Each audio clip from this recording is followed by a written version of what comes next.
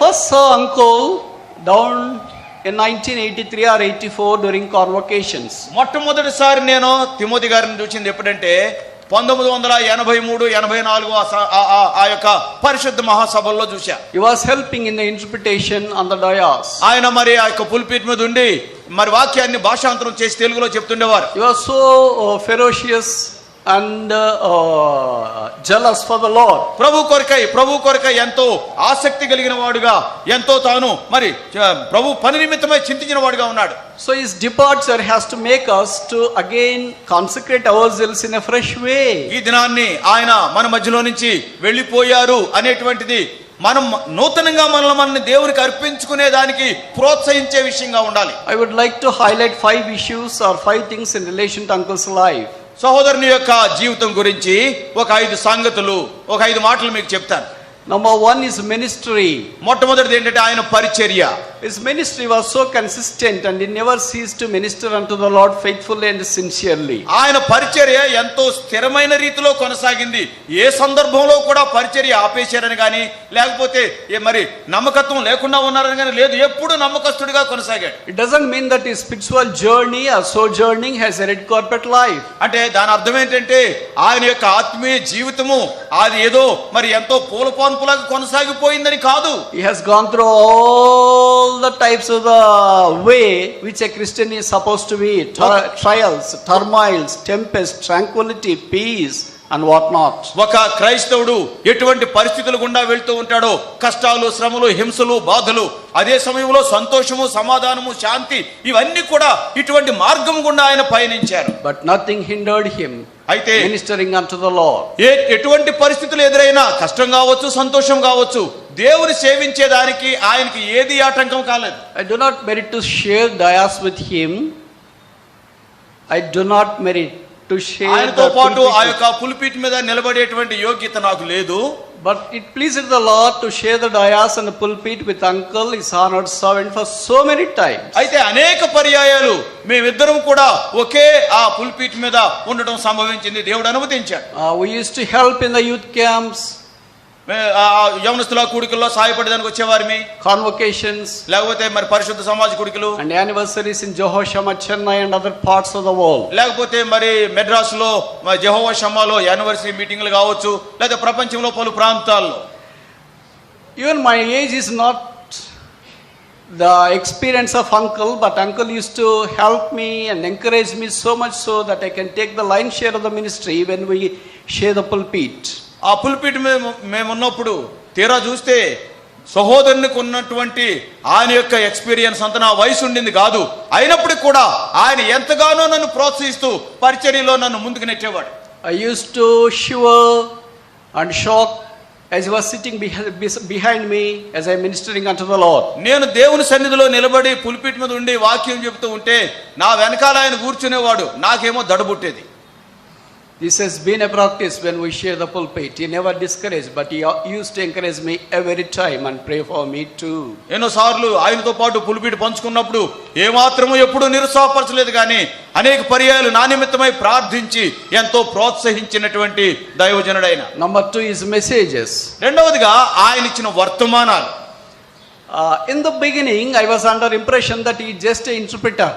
నేను ఆరంభంలో అనుకునేవాడిని కదా, ఈయన తర్జుమా చేసే ఉద్యోగమే అనుకున్నాను. I haven't known that he was such a stunning speaker as well. అయితే ఎంతో చక్కటి ఉద్యోగాన్ని తీసుకురాగలిగినటువంటి వర్తమానికుడు అనేటువంటిది ఆరంభంలో నాకు తెలిసింది కాదు. But as the days passed by, when I started to listen to him in several parts of this Telugu speaking land, I could realize that God has specially anointed him to deliver his messages, to touch the hearts of the people. అయితే దినాలు గడిచే కొద్దీ కూడా ఈ తెలుగు రాష్ట్రాల్లో మరి ఆయా ప్రాంతాల్లో ఆయన దేవుని యొక్క వాక్యం అందిస్తూ ఉంటే అప్పుడు నేను గ్రహించాను, దేవుడు ఒక ప్రత్యేకమైన రీతిలో ఉద్యోగం తీసుకొచ్చేదానికి దేవుడు అభిషేకించిన దైవదాసుడు ఈయన, వర్తమానం కలిగిన దైవదాసుడు అనేది గ్రహించాను. He has a tremendous potential and a gift that he can touch not only the head but especially the heart. చూడండి, ఆయన ఇచ్చేటువంటి వర్తమానం ద్వారా ఆయనకి దేవుడు ఎంతటి తలాంతి ఇచ్చాడంటే ఏదో మన యొక్క మనసులో అది దూరి జ్ఞానాన్ని మరి పెంచుకునే దానికే కాదు, కానీ దాన్ని అన్వయించుకునేలాగా హృదయములో ప్రవేశించే వర్తమానాలు ఇచ్చేవాడు ఆయన. It is not that easy to ask uncle to stay for such long 9 months, especially in Hebron, but this pandemic has confined him to be here and to sow the assembly and across the world the saints that are scattered continually every Sunday used to say the pulpit. చూడండి మరి ఎడతెగక 9 మాసాలు ఆయన ఇక్కడ ఆయన ఉంచడం అనేటువంటిది ఇది అసాధ్యమైన సంగతి. కానీ ఈ కోవిడ్-19 వచ్చిన కారణాన్ని బట్టి ఆయన 9 మాసాలుగా హెబ్రోన్లోనే ఉంటున్నాడు. నిజంగా ఒకే చోట ఆయన ఉంచలేము. ప్రపంచం అంతా కూడా ఇంచుమించు ప్రతి వారం కూడా ఆయన ఇచ్చిన వర్తమానాలు వింటూ వచ్చారు. I was really shocked as to why the Lord has kept uncle all these 9 months here, but now I really understand that is his lost leg of ministry, and this church and part of the saints scattered across the world is lost messages. నాకు ఆశ్చర్యం అనిపించింది. ఏంటి Timothy అన్న మరి ఆయన continuous గా 9 మాసాలు ఒకే చోట ఉండటం ఏంటి అని చెప్పేసి నేను ఆశ్చర్యపోయేవాడిని. కానీ ఇప్పుడు అర్థమవుతుంది ఆయన యొక్క జీవితంలో ఆఖరి దశలో చేయబడేటువంటి పరిచర్య ఇక్కడ ఉండేటువంటి విశ్వాసులకి ప్రపంచమంతా వినేలాగున దేవుడు ఈ రీతిగా ఇక్కడ ఉంచాడనేది ఇప్పుడు అర్థమవుతుంది. I strongly believe over the 6 decades never he has ministered in this particular assembly for 9 long months, sharing the dayas time and again. నేను అనుకుంటాను కదా, మరి నేను ఎప్పుడు కూడా చూడలేదు కూడాను. తన యొక్క 60 సంవత్సరాల పైన ఆ పరిచర్య దినాల్లో చూస్తే హెబ్రోనులో ఉండి మరి ఎక్కడికి పోకుండా 9 నెలలు కంటిన్యూగా చేసింది ఇప్పుడే, ఇంతకు ముందు ఎప్పుడు చేయలేదు ఆయన. Glory to God for this ministry which the Lord has accomplished through his son or servant, which we consider it as a lost leg of his ministry. అయితే మరి ఆయన చేసినటువంటి ఆ మహిమయుక్త పరిచర్యను బట్టి దేవునికి ఎంతో వందనస్తులమే. అయితే దేవుడు దాన్ని తన యొక్క జీవితంలో చరమాంకంలో చేసేటువంటి పరిచర్యగా స్థిరపరిచి ఆయన ఇక్కడ వాడుకున్నాడు. Number 3 is model life. మూడవ చూస్తే ఆయన యొక్క నైతిక జీవితం. Madhuri. He was not only a preacher, but he used to live as a model, role model for the people to think of, to follow, to pursue. ఆయన మరేదో వాక్యం అందించి ఆ రీతిగా ఉండడం కాదు, కానీ అనేక మందికి ఆయన ఆదర్శప్రాయుడిగా, ఆయన అడుగుజాడలలో అనుసరించేదానికి ఆదర్శప్రాయుడిగా ఆయన జీవించారు. Very rarely we come across preachers with their role modelship. చూడండి, అనేక మంది బోధకులను మనం చూస్తూ ఉంటాం, కానీ అంత ఆదర్శప్రాయులుగా వారు ఉండరు. We preach one thing and we do other thing, but uncle has coincided both the things. అనేక పర్యాయాలు మనం బోధించేది ఒకటి, మనం జీవించే విధానం వేరేగా ఉంటుంది, చేసేది వేరేది ఉంటుంది. కానీ సహోదరుడు ఆయన ఏదైతే చెప్తూ వచ్చారో ఆ ప్రకారమే జీవిస్తూ వచ్చారు. He used to talk and walk and share his thoughts with anybody equally. There is no difference and partiality. ఎటువంటి పక్షపాతం కానీ ఎటువంటి వ్యత్యాసాలు చూపించకుండా ఎవరితో అయినా కావచ్చు అందరితో కూడా సరి సమానంగా ఆయన మరి వాటిని పంచుకుంటుండేవారు. I do believe that he has liked me so much so that he used to pat me whenever I come across and wish him. నేను ఎప్పుడు వచ్చినా ఆయన వచ్చి అన్నా వందనాలు అని చెప్పేసి అంటే వెంటనే నా భుజం తట్టుతూ ఉండేవాడు ఆయన. And his humility all the time humbles me as well. చూడండి, ఆయన యొక్క దీనత్వాన్ని చూచి అనేక పర్యాయాలు అది నాకు సవాలుగా ఉంటుంది. So we need to consider this model life as well. కాబట్టి ఆయన యొక్క ఆదర్శవంతమైన జీవితాన్ని కూడా మనం గమనించాలి. This is as to why we are kept alive today. అందుచేతనే మనం ఈ దినాన్ని సజీవులుగా ఉంచబడ్డాం. Number 1 is ministry. మొట్టమొదటిగా చూస్తే ఆయన యొక్క పరిచర్య. Number 2 is messages. రెండవదిగా ఆయన ఇచ్చిన వర్తమానములు. Number 3 is model life. మూడవదిగా ఆయన యొక్క ఆదర్శవంతమైన జీవితము. Number 4 is memory. నాలుగవది చూస్తే ఆయన జ్ఞాపక శక్తి. He has an incredible memory. ఆయన జ్ఞాపక శక్తి అంటే మరి మామూలుది కాదు, నీలాంటిది నాలాంటిది కాదు.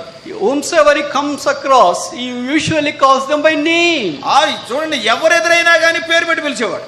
And also he geotags them with their location. వెంటనే అనేవాడు, నువ్వు ఫలానా బెజవాడ శాంతమో కదా, నువ్వు కర్నూలు కాంతమో కదా అనేవాడు. ఆ ఊరి పేరు కూడా చెప్పేవాడు. అది At this age, it is not that easy to grasp and memorize or retain the memory all this time. ఎందుచేతనంటే ఆ వయసులో అంత జ్ఞాపక శక్తి కలిగి ఉండటం అనేటువంటిది చాలా కష్టం. At this age, even I do not have half of his memory. నా వయసు, నేను ఇంకా కుర్రవాడినే, అయినా కానీ ఆయనకుండేటువంటి జ్ఞాపక శక్తిలో సగం కూడా లేదు నాకు. And so strange that his Bible is not marked with any pen or pencil. ఇంకోటి చూస్తే ఆయన బైబిల్ మరి మీరు చూశారో లేదో, ఆ బైబిల్లో ఎక్కడా కూడా ఒక అండర్లైన్ చేసుకోవడం కానీ నాలాగా ప్రసంగం అంతా రాసుకోవడం కానీ ఇట్లాంటివి ఉండేవి కాదు. We used to share room together in some places where we ministered together. ఎందుకంటే ఎక్కడైతే కొన్ని ప్రాంతాల్లో మేము ఒకే గదిలో ఉండి ఆయా మీటింగ్లకు వెళ్ళినప్పుడు ఒకే గదిలో ఉండేవాళ్ళవి. And uncle used to ask me, could I lend my Bible to him for a glance? అంటే మరి అప్పుడప్పుడు అడుగుతుండేవాడు, అయ్యా ఒకసారి నీ బైబిల్ చూపిస్తావా అని. My Bible is something like a gongura. నా బైబిల్ అట్టకూడదంటే గుంటూరు గోంగూరలా ఉంటుంది. But his Bible is all the time very fresh. ఆయన బైబిల్ ఎప్పుడు కూడా చక్కగా దాంట్లో ఏమి ఒక గీత గాని ఒక చుక్క గాని ఏది ఉండేది కాదు. But his ministry is not confined, right? He has a broad ministry, starting the naming child all the way to the burial of any person. చూడండి ఆయన యొక్క పరిచర్య మరి ఎంత విస్తరించిందంటే ఒక చిన్న శిశువుకు పేరు పెట్టే దగ్గర మొదలుకొంటే ఒక పెద్ద వయసులో ఉన్న వ్యక్తిని ఆయన సమాధి చేసే కార్యక్రమం అన్ని రకాల పరిచర్యల్లో కూడా ఆయన ఉండేవారు. How can you manage with the messages in all these occasions, any part of the world, without having any mark in the Bible? ఎన్నెన్నో సందర్భాల్లో ఆయన వాక్యం అందించాలి, ప్రపంచంలో పలు ప్రాంతాల్లో వాక్యం అందించాలి, బైబిల్లో ఒక గీత కూడా కొట్టకుండా ఎట్టా ఇన్ని వర్తమానాలు ఆయన ఇస్తున్నాడు, ఆశ్చర్యం అనిపించేది. It is a photographic memory. అంటే ఆయన ఏదైనా చదివాడంటే అది ఆ బుర్రలో నాటుకుపోయేదండి. Praise God, we have such a loving, honored servants the Lord has lavished upon us so that we may grow spiritual in the days to come రాబో and దినాల్లో dedicate ourselves devotionally unto the Lord as his honored servant Brother Baksing has trained all these senior servants. మరి ఈ పెద్దలైనటువంటి సేవకులందరినీ కూడా దైవదాసులైనటువంటి భక్సింగ్ గారు ఏ రీతిగా అయితే తరబేదినిచ్చారో మార్గాలను అనుసరించి మనం కూడా మనకి జీవితాల్లో ఆత్మీయంగా ఎదిగి ఆ పందాలో ముందుకు సాగులాగున ఆయన ఘనపరిచినటువంటి ఆయన దాసులు ఇటువంటి వారిని బట్టి దేవునికి ఎంతో వందనస్తులమై ఉన్నాం. He has helped couple of occasions at my home as well. అంతేకాకుండా 1-2 సార్లు అన్న మా ఇంటికి కూడా వచ్చారు. Occasions. 2-3 సందర్భాల్లో. Number one is my sister's marriage, which he has solemnized, and they are blessed with son and a daughter now settled in Karnataka. ఒకటేమో ఒక సందర్భం ఏంటంటే సహోదరి యొక్క వివాహానికి వచ్చారు. వారి వివాహంలో ఆయన పాలు పొందారు. Solemnized the marriage. ఆయన ఆ వివాహం జరిపించారు. అంతేకాకుండా వారు కుమారుడు కుమార్తెతో ఆశీర్వదించబడి కర్ణాటకలో ఆ కుటుంబం స్థిరపడింది. Even uncle recognizes my sister's name and my brother-in-law's name as well. అంతేకాకుండా ఈనాటి వరకు కూడా మరి తిమోతి అన్న సహోదరుని యొక్క మరి సహోదరి పేరు సహోదరి భర్త పేరు కూడా ఆయన గుర్తుంచుకున్నారు. So strange and phenomenal is his memory. చూడండి ఎంతో వింతైన సంఘటనగా ఉంటుంది. ఆయన యొక్క జ్ఞాపక శక్తి అతీతమైనది. And secondly, my father was called home way back in early 2000. అంటే 2000 సంవత్సరంలో ఆరంభ మాసాల్లో మరి సహోదరుని యొక్క తండ్రి గారు మహిమలో పిలువబడిన సందర్భం. Uncle was kind enough to conceal our invitation to attend the burial of my father as well. నా తండ్రి యొక్క భూస్థాపన కార్యక్రమానికి అయ్యా మీరు వచ్చి చేస్తే బాగుంటుందని చెప్పేసి మేము మనవి చేసినప్పుడు ఆయన దానికి అంగీకరించి అక్కడికి వచ్చారు. So we are richly benefited by his ministry as a family as well. కాబట్టి ఒక కుటుంబ పరంగా కూడా దేవుని దాసుని యొక్క పరిచర్య ద్వారా మేము ఎంతో మేలు పొందినాం. And finally and fifthly, ఐదవ సంగతి, he is a magnanimous in his personality. ఆయన తన యొక్క వ్యక్తిత్వం మాటకొస్తే ఎంతో మరి గొప్పవాడైన, spiritually stalwart, ఆత్మీయంగా ఒక హేమి లాంటి వాడు. Although he looks very small and average physically, ఆయన మామూలుగా చూసేదానికి ఏదో మామూలుగా కనబడినప్పటికీ, but spiritually he is so gigantic in walking with the Lord. ఆత్మీయంగా చూస్తే దేవునితో నడిచే మరి విషయానికి వస్తే ఆయన ఎంతో ఉన్నతమైన వ్యక్తి. What about us, having seen him and blessed by his ministry, what we do because God has kept us alive in this world? ఆయనను చూస్తూ మరి ఆయన యొక్క పరిచర్య గురించి ఎరిగిన వారంగా ఉన్నటువంటి మన మాట ఏంటి? నిన్ను నన్ను ఇంకా దేవుడు సజీవుడిగా పెట్టాడే, మరి మన మాట ఏంటి? He has ministered with uncle and his honored servant Baksing for quite a long time. అంతేకాకుండా సహోదరుడు మరి సోడు బసింగ్ గారితో కూడా ఎంతో కాలం కలిసి పనిచేశారు. He has such a phenomenal grasping power that he used to share the experience with the Baksing ceaselessly. అంతేకాకుండా ఆయనకి ఆ జ్ఞాపక శక్తి ఇదంతా కూడా ఎంత మరి అతీతమైన జ్ఞాపక శక్తి అంటే చూడు బత్సింగారుతో తాను కలిగి ఉన్నటువంటి ఆ యొక్క అనుభవాలు మరి అవన్నీ కూడా సుస్పష్టంగా అనేక పర్యాయాలు పంచుకునేవారు. So many times we forget what the Lord has done in our own lives. అనేక పర్యాయాలు మన మాటకు వస్తే దేవుడు మన జీవితాల్లో చేసింది కూడా మర్చిపోతుంటాం.